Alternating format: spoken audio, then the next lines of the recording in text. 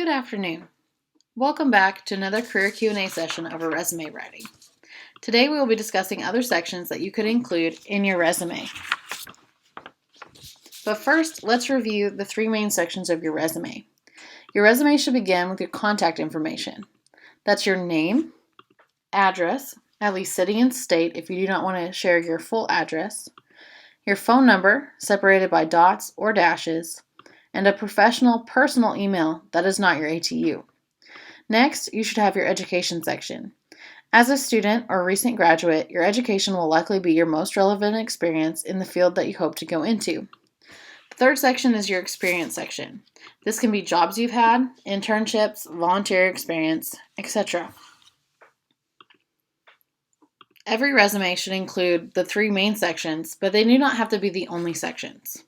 You could also include sections such as awards and recognitions, certifications and licenses, organizations you belong to, projects you have completed, skills that you have, volunteer experience, select accomplishments or achievements, career objectives/summary, and hobbies/interests.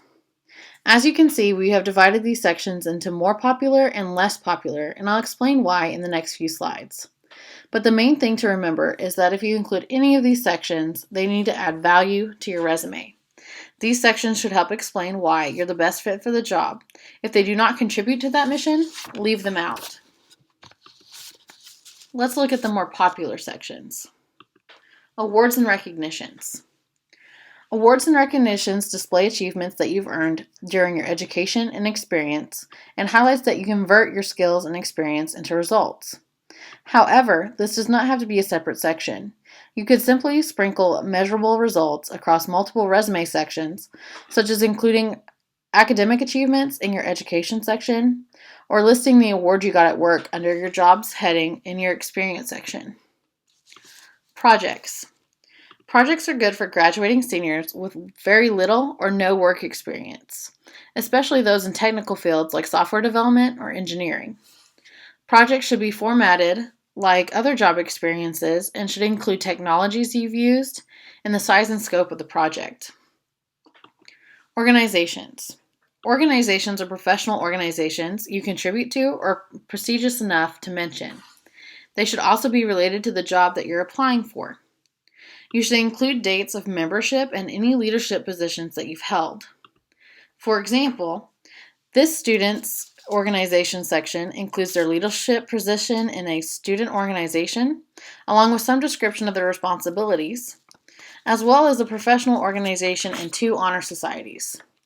As the student gets older, they may remove the honor societies unless they become involved with them professionally, remove the student council after obtaining their first job after graduation, and possibly remove the professional organization if they no longer pay for membership. They may also gain new memberships related to their field as they progress throughout their career. Remember, all of these sections are optional. You do not have to include them and should not include them if they do not add value to your resume and help you obtain your desired position. Next is the certifications and licenses section. Whether or not you need this section depends on your major. Majors that might benefit from this section are emergency management, like our example picture, computer science, engineering, finance, and those going into teaching. Emergency management students have a lot of certifications that are required of their major, such as taking certain FEMA certifications. If your major does not require certifications, or if you only have a couple, you may not need this section and can include those certifications under education if you earn them through ATU or under experience if earned through a job. Certifications should be relevant to your field and your specific career level. Some of them that you earn now as a student may not be as important when you have a few years' experience under your belt, or if you change career fields, they may no longer be relevant. For example, if you earned a ServSafe certification while working in a restaurant, but no longer work in restaurants after graduation, you would no longer need to include the ServSafe certification on your resume. Be sure to include dates that you earned your certifications, especially if they expire. First aid and CPR have to be renewed, so you should tell employers when your certification will expire. Do not include it if it is currently expired. On other certifications like these FEMA courses, they do not expire, so you would not need to include the dates. Finally, if your major or field requires a lot of certifications like the FEMA courses, you should include the course code as well as its name. Although certain certifications may be popular in your field, very few employers would have codes memorized, so it's important to give the name. If your certification does not have a code, you would of course only list the name. Skills. Skill sections should include hard skills that are relevant to your career. These hard skills could be industry skills such as GIS mapping for emergency management or Microsoft certifications for IT. Soft skills are usually left out of skills sections unless specifically listed in the job posting. If the job posting says an employer needs a candidate with oral and written communication skills, and you have those skills, you should include it in your skills section. You could also include languages you know, such as computer languages for computer science majors, or spoken languages such as being able to speak French fluently.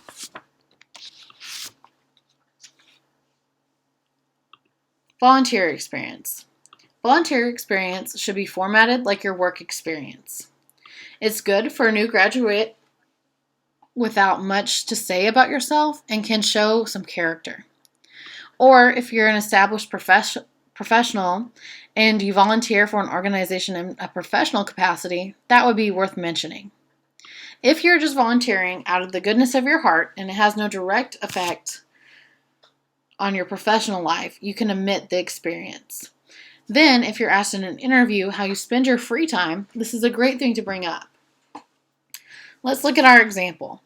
Our emergency management student has been involved on campus as a board member of the Student Conduct Board, is a volunteer firefighter, and was the president of an emergency management club. All of their experience is relevant to their career field, so it definitely adds value to their resume. However, this is up to personal preference, so if you have volunteered and want to include it, even though it isn't as relevant, you can do that. It's your resume. Make it how you'd like it. Now let's look at the less popular sections.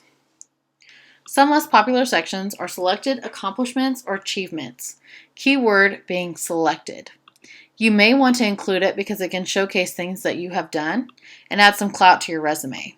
But it could also send the message that the rest of your resume is not as impressive or important. The employer may also not be sure where you accomplished these tasks. So most of the time, these accomplishments can serve you better in your experience or education section, listed where they belong. Another less popular section is the hobbies and interests section. You may want to include them because you feel it could give you a leg up on the competition if you and your potential employer enjoy the same hobbies, or it could be because you spent a long time learning and practicing these hobbies. However, if they are not relevant to your job, you should not include them. Say you're applying to be a state park interpreter. You may want to include hobbies to highlight that you love hiking and spending time outdoors. Though it is relevant to the job, I would still suggest leaving it out because you've chosen to be an interpreter. It's obvious that you love nature and being outside. Your hobbies could also cause you to be rejected if the employer does not like your hobbies, for example, hunting. While it's a normal pastime in Arkansas, some employers may be against it because they are vegetarian, or a member of PETA, or simply dislike guns. You never know. So in the grand scheme of things, your hobbies are just not as important as other sections in your resume, and they're unlikely to be the reason you get the job. The final section is the career objective/summary. In the past, all resumes had a career objective under their contact information that said something along the lines of, to obtain an entry-level marketing position at a Fortune 500 company. However, employers do not care for these statements anymore because they do not say anything. Obviously, if you're applying for the job, your objective is to get hired for that job. However, nowadays, employers like the career summary. This is a short, usually 3 to 4 lines, explaining your experience, expertise, and accomplishments. When well written, it can add a lot of value to your resume and give the employer a great starting point when reviewing your resume. If it is not well written, it's a waste of space like the career objective. Here are a few examples of appropriate career summaries to help you better understand what they look like. For example, Sales and Marketing Manager with 10 plus years of commercial sales and marketing experience. Exceeded all sales goals by 15% or more between 2012 and 2017. This shows their background, how much experience they have, as well as shows an accomplishment of exceeding their sales goals by 15% or more. The key takeaways I hope you will remember after this presentation are that all of these sections are optional. Your resume only needs your contact information, education, and experience. You do not have to include extra sections and should not if they do not add value to your resume. Employers only spend 10 seconds or less looking at resumes, so you need to show them what is important. Your resume should also only be 1 to 2 pages long, depending on your experience level. The second page must be at least half a page. If it's less than half a page, we need to cut it down to 1 or find enough relevant experience to get it to that half page mark. And finally, Career Services is here to help.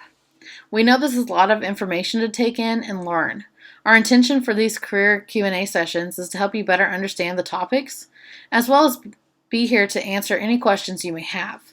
If you ever need more help or want us to review your resume, let us know. This concludes our presentation. If you have any questions, you can reach out to us at Career Services by emailing us at career.services@atu.edu, following us on Facebook, Twitter, or Instagram, or connecting with us on LinkedIn. If you'd like to have your resume reviewed, you can make an appointment with us by going to atu.joinhandshake.com. Thank you.